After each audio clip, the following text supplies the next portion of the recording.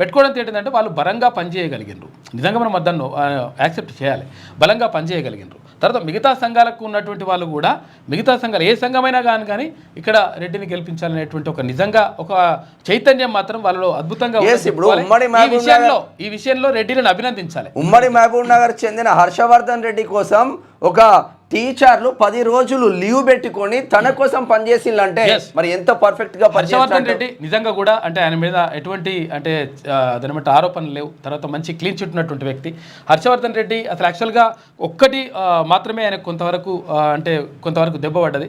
విషయం ఏంటంటే ఒకవేళ కరీంనగర్ ఇక్కడ వరంగల్ ఖమ్మం నల్గొండ అతను అయితే బంపర్ మెజార్టీతో బయటపడే. అయితే హర్షవర్ధన్ రెడ్డికి అంటే కలిసి రాని అంశం ఏంటంటే నాన్ లోకల్ అనేటువంటి అంశం మాత్రమే. తర్వాత ఇంకొకటి ఏంటంటే ఆయన మంచి నాలెడ్జ్ ఉన్నటువంటి వ్యక్తి.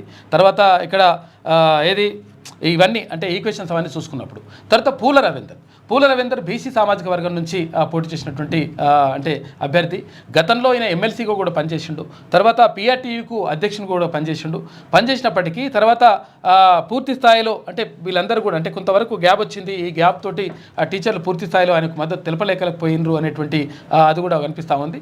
తర్వాత ఇక్కడ సుందర్ రాజ్ యాదవ్ కూడా అక్కడ అంటే వరంగల్ తర్వాత ఉమ్మడి వరంగల్ జిల్లాకు సంబంధించి హన్మకొండ ఉమ్మడి వరంగల్ జిల్లాకు సంబంధించి ఓట్లను అంటే కొంతవరకు ఆయన రాబట్టుకోగలిగిండు. తర్వాత ఈ ఓటు షేరింగ్ అనేటువంటిది కరెక్ట్గా అంటే బీసీ సామాజిక వర్గానికి చెందినటువంటి టీచర్లకు ఇక్కడ టీచర్లు బీసీ సామాజిక వర్గానికి చెందినటువంటి టీచర్లు తర్వాత ఇక్కడ ఏది ఎస్సీ ఎస్టీ ఆ తర్వాత మైనార్టీ టీచర్లు కూడా పూర్తి స్థాయిలో మద్దతు తెలిపి ఉంటాయి. అంటే విషయం ఏంటంటే అసలు యాక్చువల్గా చాలామంది బర్బరీ కూడా ఒక కథ ఉంటుంది అసలు యాక్చువల్గా. అయితే చాలామంది ఏమవుతుంటుందంటే ఇక్కడ బీసీ సామాజిక వర్గం కానీ ఎస్సీ ఎస్టీ మైనార్టీలు కానీ ఏం ఆలోచిస్తారంటే మా సంఘం అయినా గెలవాలి అనేటువంటిది నిజంగా అట్లా ఒక కమిట్మెంట్తో ఉంటారు. ఆ కమిట్మెంట్ కూడా ఒక రకంగా పనిచేసిందని చెప్పుకోవాలి మనం.